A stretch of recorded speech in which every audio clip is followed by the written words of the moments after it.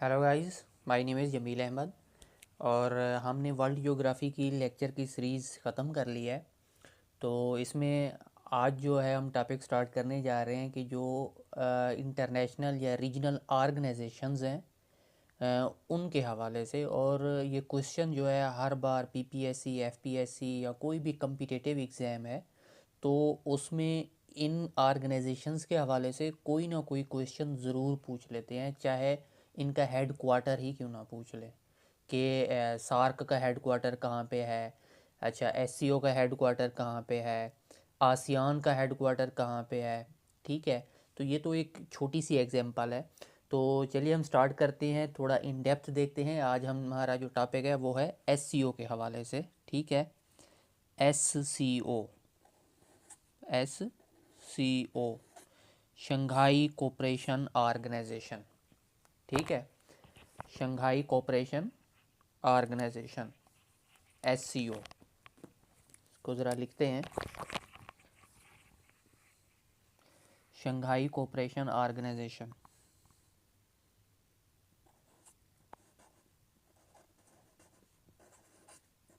Shanghai cooperation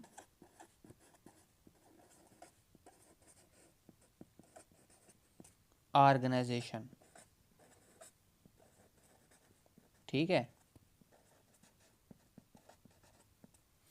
ये किस चीज़ का एब्रीविएशन है जनाब? SCO, Shanghai cooperation organisation. तो एससीओ जो है ये एक यूरेशियन पॉलिटिकल जो है और इकनॉमिक ऑर्गेनाइजेशन है। यूरेशंस का क्या मतलब है? यूरेशन का मतलब ये है कि ऐसा एरिया जो यूरोप और किस में हो, एशिया में हो, जो दोनों रीजन में आ रहा हो तो उसे हम क्या कहते हैं? यूरेशन कहते हैं। ठीक है, तो ये एक क्या है? यूरेशन पॉलिटिकल और इकोनॉमिक ऑर्गेनाइजेशन है। ठीक है, यूरेशन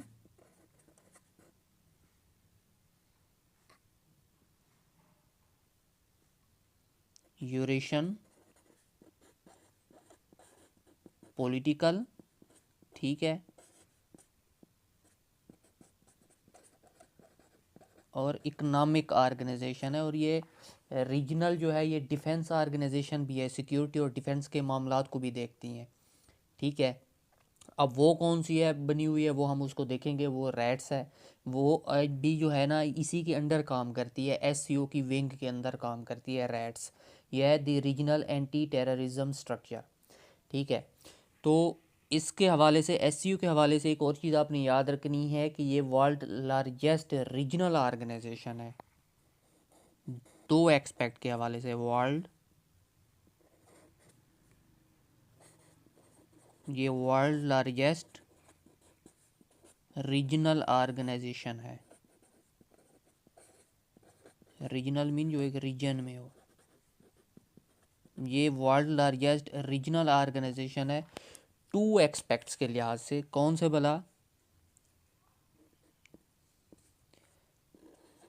एक जियोग्राफिक एरिया के लिहाज से, जियोग्राफिक एरिया के लिहाज से, और दूसरे नंबर के ऊपर क्या है जी? पॉपुलेशन के हिसाब से। तो ये वर्ल्ड लार्जेस्ट रीजनल ऑर्गेनाइजेशन है with respect to geographic area and with respect to population. जो इसका जियोग्राफिक एरिया है ये वर्ल्ड का जो है 24% है। ठीक है, 24% ऑफ वर्ल्ड पॉपुलेशन है, वर्ल्ड एरिया है। और जो इसकी पॉपुलेशन है, जो एससीओ के अंदर जो कंट्रीज़ हैं उसकी बात हो रही है, तो इसकी जो पॉपुलेशन है वो कितनी है? इसको उलट करके लिख दें इसे। ये 24 है तो इसका उलट क्या होगा? 42 होगा। तो इसकी जो पॉपुलेशन है ये 42% ऑफ द वर्ल्ड है। और जो इसका जियोग्राफिक एरिया है, जो एससीओ के ऑर्गेनाइजेशन है, जो इसके मेंबर कंट्रीज़ हैं, उनको अगर मिला दिया जाए तो उनका जो जियोग्राफिक एरिया बन रहा है वो 24% ऑफ द वर्ल्ड बन रहा है। ठीक है, 24% ऑफ द वर्ल्ड। अच्छा, ये थे कुछ बेसिक फैक्ट्स इसके हवाले से कि शंघाई 5, शंघाई यानी एससीओ है क्या। ठीक है। इसके अलावा हमने वर्ल्ड लार्जेस्ट जो है इसको देख लिया कि रीजनल ऑर्गेनाइजेशन के हिसाब से जो है ये वर्ल्ड लार्जेस्ट है टू एस्पेक्ट के लिहाज से, जोग्राफिक एरिया और पॉपुलेशन के हिसाब से। ठीक है। तो इसका जो है एससीओ के मज़ीद देखते हैं कि एससीओ के जो है इसका थोड़ा इसकी हिस्ट्री देख लेते हैं एससीओ की। ठीक है। तो जो एससीओ है ना, ये कब बनी? एससीओ बाद में बनी थी। इसका पहला क्या नाम था? इसका नाम था द शंघाई फाइव। क्या नाम था इसका? Shanghai five. ठीक है। और ये कब बनी थी शंघाई फाइव? ये बनी थी 1996 में। ठीक है।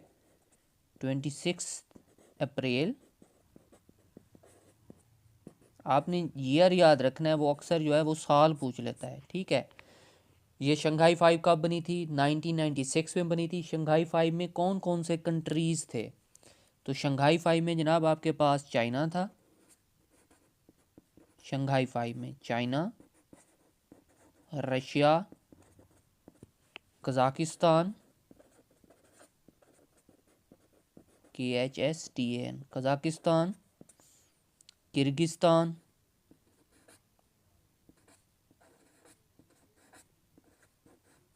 शंघाई फाइव में क्या थे आपके पास? चाइना, रशिया, कज़ाकिस्तान, किर्गिस्तान और ताजिकिस्तान।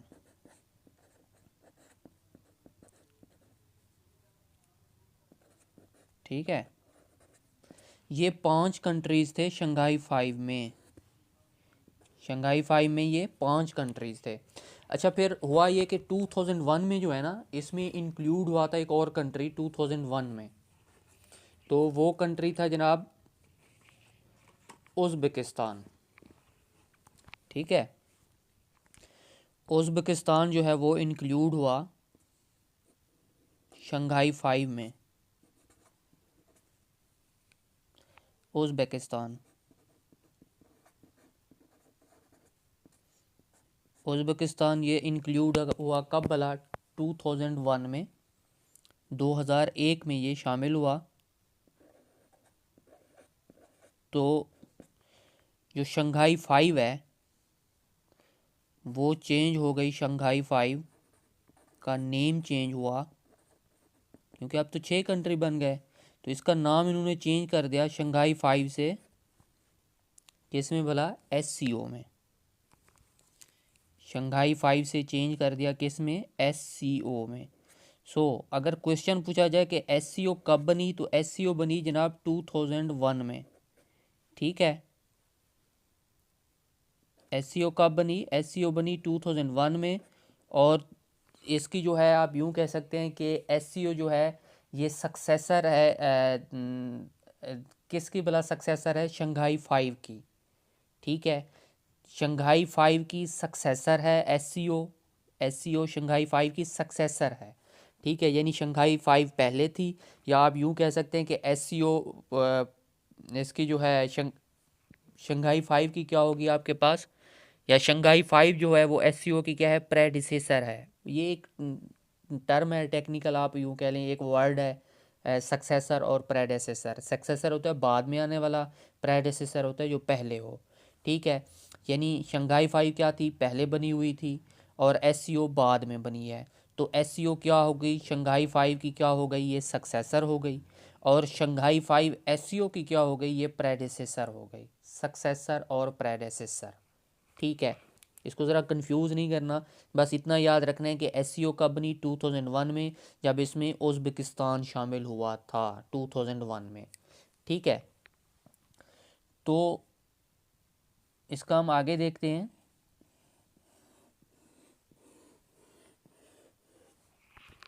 ठीक है। इसको हम आगे देखते हैं नेक्स्ट।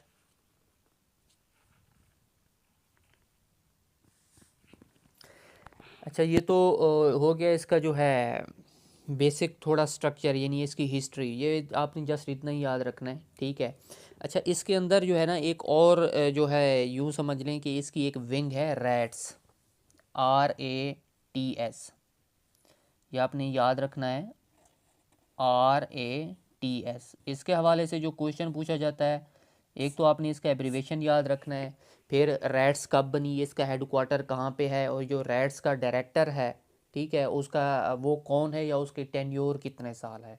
ठीक है, जो रैट्स है ये जो है ये SCO के अंडर होती है रैट्स। ठीक है, ये रीजनल एंटी टेररिज्म स्ट्रक्चर, ये एब्रीवेशन है किसका, the regional anti terrorism structure, rats, the regional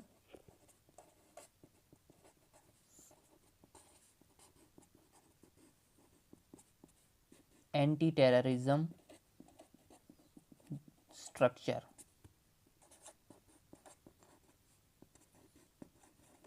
ठीक है, the regional anti terrorism structure. तो सबसे पहले आपने ये याद रखना है ये कब बनी। ठीक है, तो रैट्स जो है ये बनी 2004 में। ठीक है, कब बनी, ये 2004 में बनी।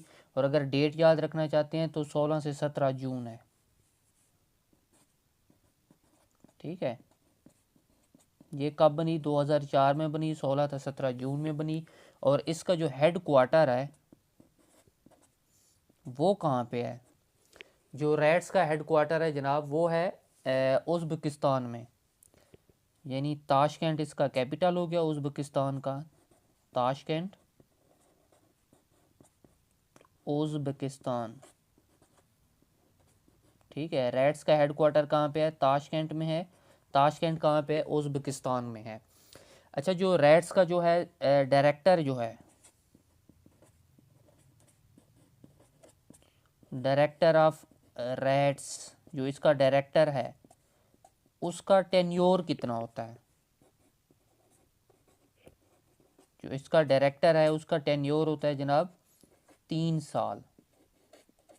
ठीक है, रैट्स के हवाले से ने आपने यही फैक्ट याद रखने हैं कि रैट्स कब बनी, रैट्स का हेड क्वार्टर कहाँ पे है, और इसका डायरेक्टर जनरल का टेन्योर कितना होता है। ठीक है, अच्छा, इसके अलावा नेक्स्ट हम देखते हैं कि जो इसकी जो डिसीजन मेकिंग बॉडीज़ हैं वो क्या हैं, यानी इसका जो है बेसिक थोड़ा सा स्ट्रक्चर देख लें। ठीक है, तो इसमें जो है सबसे ऊपर जो है वो होता है council of heads of state होता है, ये डिसीजन मेकिंग बॉडी के हवाले से देख रहे हैं। सबसे ऊपर कौन सा होता है, council of heads of state होता है, council of heads of state होता है। अच्छा, उसके बाद होता है council of heads of government होता है। ठीक है, council of heads of governments होता है। उसके बाद होता है council of foreign ministers, council of foreign ministers. अच्छा, ये बेसिकली है क्या, ये हम इसका स्ट्रक्चर देख रहे हैं। ठीक है, ये इसका क्या है जी, बेसिक स्ट्रक्चर है। सबसे हाईएस्ट डिसीजन मेकिंग बॉडी कौन सी है, फिर उसके बाद कौन सी है, फिर उसके नीचे और कौन सी हैं। ठीक है, सबसे हाईएस्ट डिसीजन मेकिंग बॉडी कौन सी है जी, council of heads of state है। ठीक है, इसके बाद होता है council of heads of governments होता है, इसमें आपके PMs भी शामिल होते हैं, प्राइम मिनिस्टर्स। ठीक है, तमाम कंट्रीज़ जो जो इसके मेंबर हैं। अच्छा, इसके बाद फिर फॉरेन मिनिस्टर होता है, और इसके बाद जो है फिर इसके फर्दर जो हैं वो विंग निकल रही होती हैं। ठीक है, तो हाईएस्ट डिसीजन मेकिंग बॉडी ये हो गई आपकी फर्स्ट के ऊपर, ये है आपके पास हाईएस्ट डिसीजन मेकिंग बॉडी। ठीक है, फर्स्ट डिसीजन मेकिंग बॉडी। और ये second highest decision making body कौन सी है, council of heads of government होती है, council of heads of government होती है। ठीक है,